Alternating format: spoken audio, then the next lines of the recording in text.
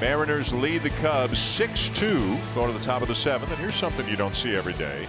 Travis Wood is still in the game, but he's in left field. He played a little bit in left field in an extra inning game earlier this year. He's out in left field now. I don't know if Wood's going to have a play on this one. It is caught. He races back to the ivy and made the catch.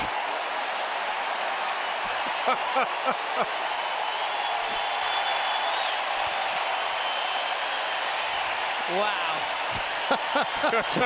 He tried to not smile there for a second. I thought I was looking down at Joe Maddon and looked like he was real stoic, like, I knew that was going to happen. Finally, he breaks the smile. This is awesome.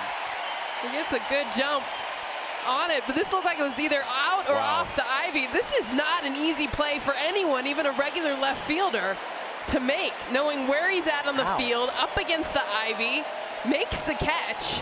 And that's a brick wall behind that ivy. Might leave a mark. And that's a pitcher. Look at this standing ovation he's getting, not just from his teammates, from everybody here. I don't know what else is in contention for web gems today, but we know what #1 is. Changes for the Mariners. Heredia stays in the game in left field. Gutierrez moves from left to right, and in to pitch for Seattle is their closer, Steve Cishek. Former Marlin and Cardinal. As you can see, he's a sidearmer. And it's been a very strong season for Cishek. That good earned run average, whip down, nice strikeout to walk ratio. Fastball, sinking fastball that'll run in on the hands of these right-handed hitters.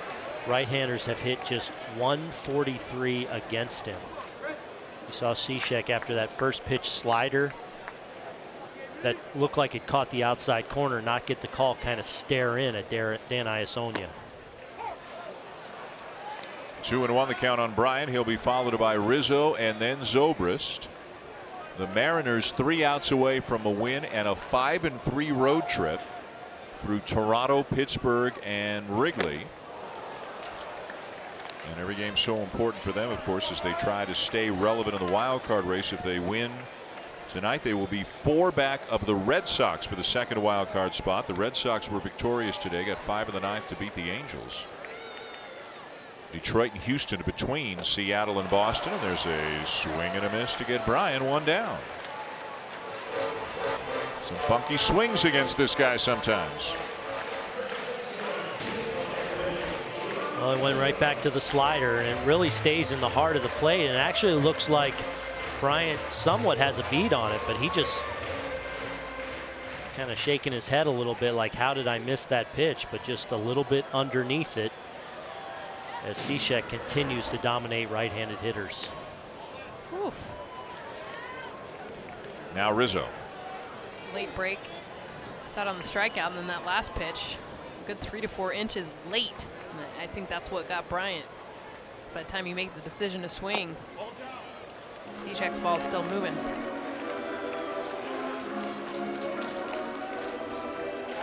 If it holds up, Felix Hernandez would get the win, his 6th on the season. Brian Mattis would take the loss, gave up all 6 runs in the first 3 innings tonight.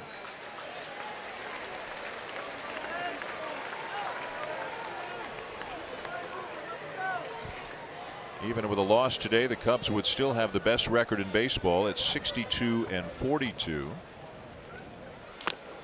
The next best record, the second best record in baseball, the Cleveland Indians, who won again today. They're 60-42, and they picked up Andrew Miller today.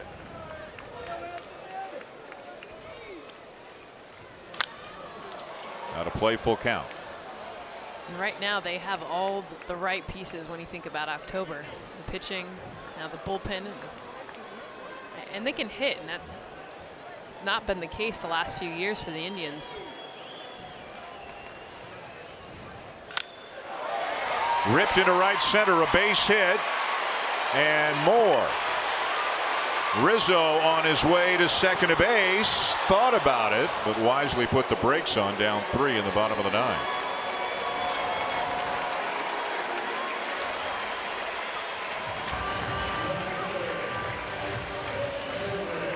We've talked about it, but Rizzo's just so good with anything middle away, because where he's sitting, where he's looking. And And this is a slider. And still has some break. Watch this pitch still move down, but it moves down in the middle of the zone. That's exactly where Rizzo, his cookie zone is. Pitch ends up being more inside where he wants it, and that's why he drives it. Now Zobrist.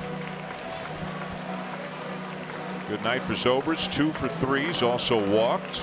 One of the hits was a triple. He's driven in a couple of runs.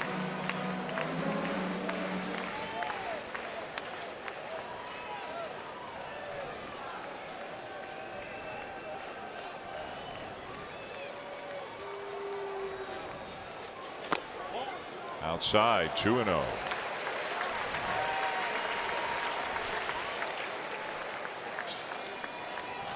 Cubs were down 6-0 in the third. Got 2 in the fifth. Got 1 in the seventh.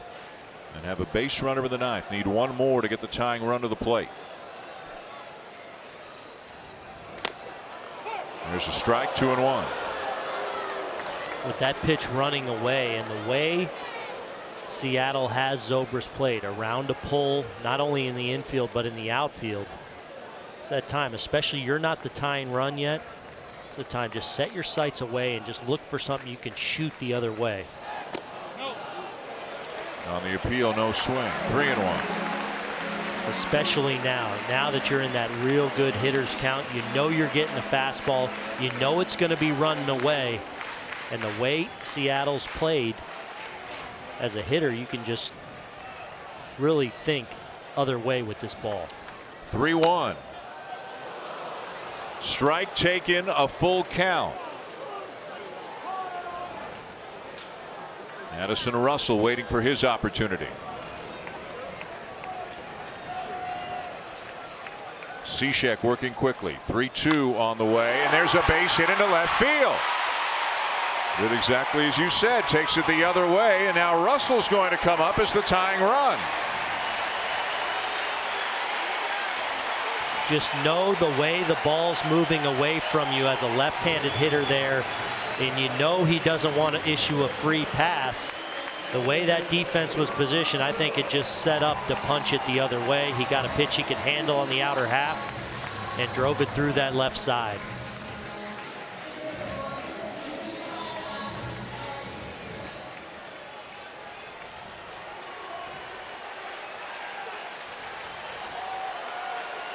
Russell representing the tying run. And a slider for a strike.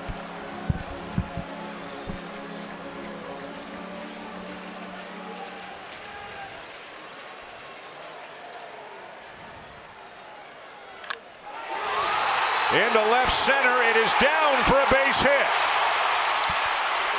1 run in to score, and both runners take an extra base. Zobrist to third, and Russell takes second. Oh, what a mistake right there. Addison Russell is the only runner you're concerned about, and Scott Service can't even hide his displeasure.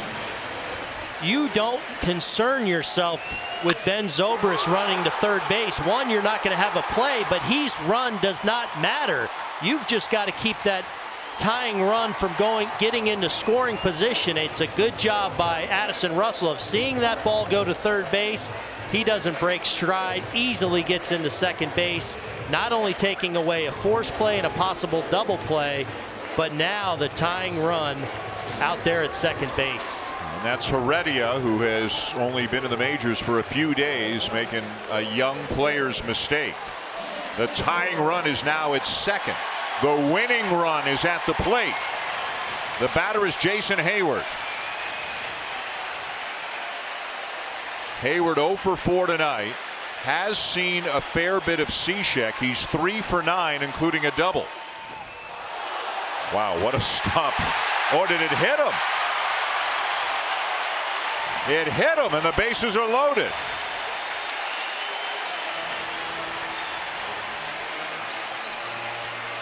Well, this is a good job by Seager of going out to the mound and saying something to Cishek here. Slow it down a little bit and understand that, look, you've been one of the outstanding closers in the league as we get a look at this slider that just keeps boring in and looks like catches the back foot but you've got righties now to face. You've dominated them on the season. Execute your pitches.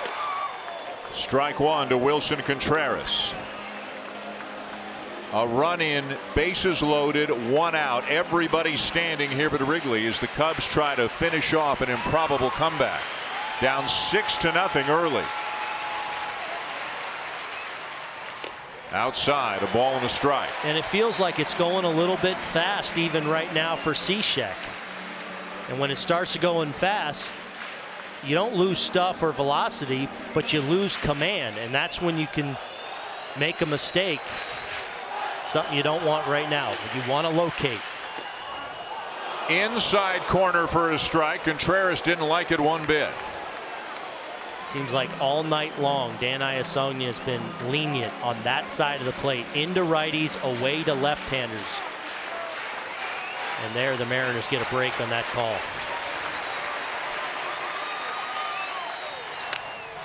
Ground ball to third. To second, one to first. Not in time. A run scores to make it 6-5.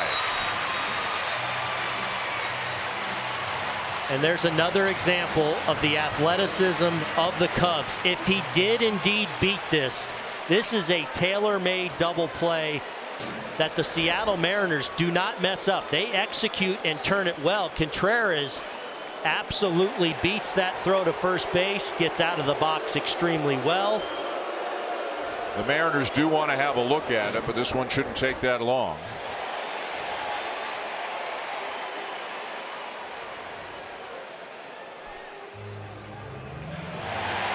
You can hear the crowd reacting. They're watching it on the video board here. Contreras gets down the line pretty well. Real well. And he had the luxury. It was a slider. So as a right-handed hitter, when you're a little bit out in front of that, you usually get a good running start out of the box. Clearly safe. And that now Matt Caesar a chance to tie or give the Cubs the lead because of the athleticism and speed of Wilson Contreras extending this game. So fielder's choice, RBI, 6-5, tying run at third, winning run at first, 2 down in the bottom of the ninth, and here's Caesar. Popped up right side, near the seats and back in the seats, out of play.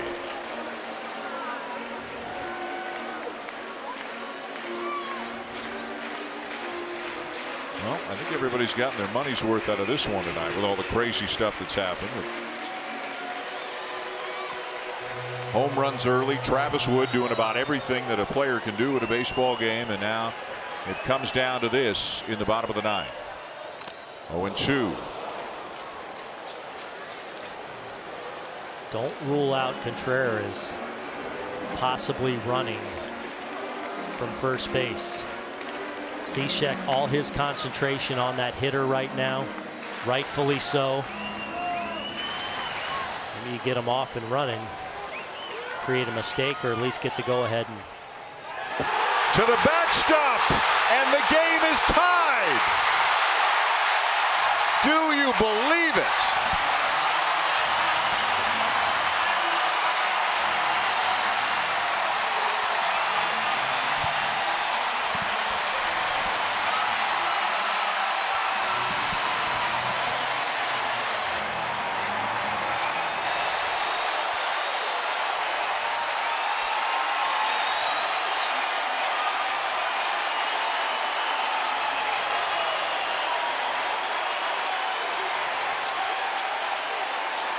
Winning run at second. Popped out of play.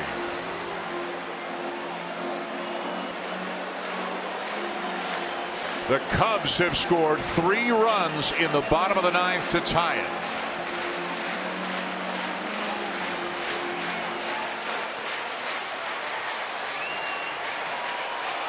Contreras, the winning run out at second.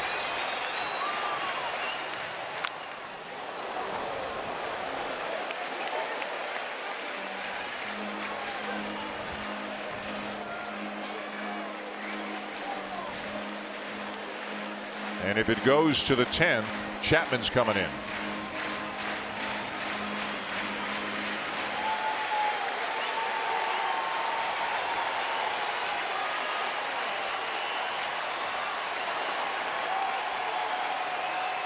Again, the 1-2.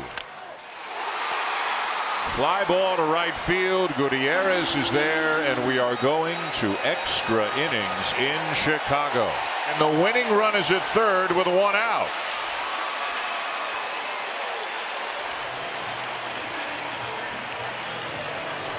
And it's going to be Lester.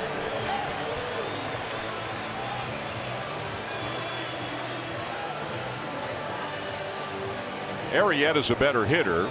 Lester's got 6 sacrifices. Arrieta 1. Is this all about the bunt?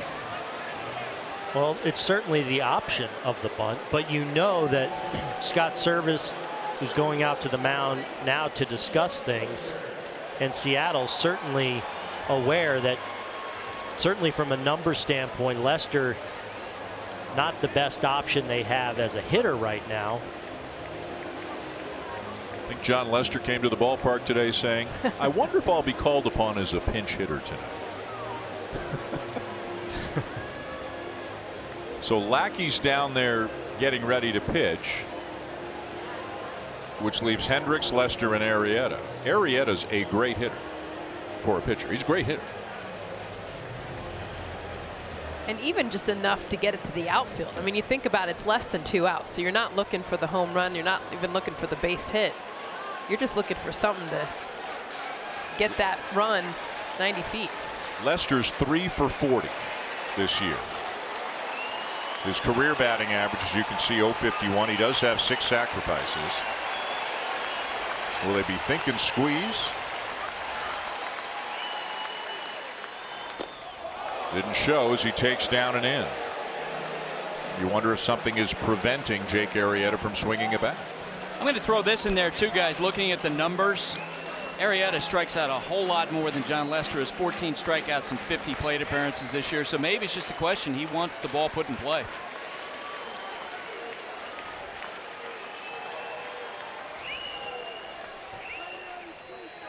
Shows bunt and he takes a strike.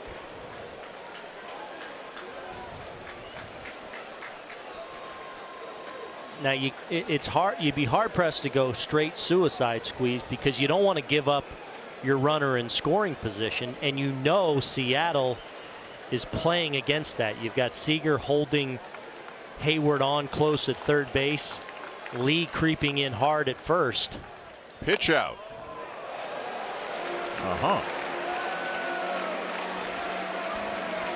I mean, the squeeze in this situation is not going to catch anyone by surprise. That's why you've got Lee way in at first base and Seager holding Hayward on so he can't get a big lead.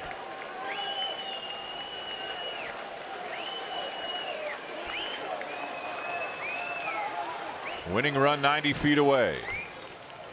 Foul to back, 2-2.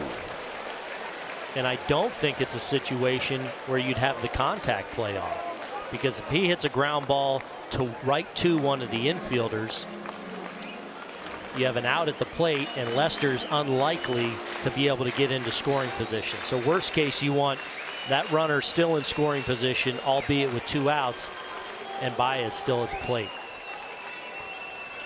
or Baez with an opportunity at the plate. 2-2. He gets the bunt down. Runner coming home. Cubs win! With 2 strikes on him, Lester gets a bunt down to score the winning run here in the 12th.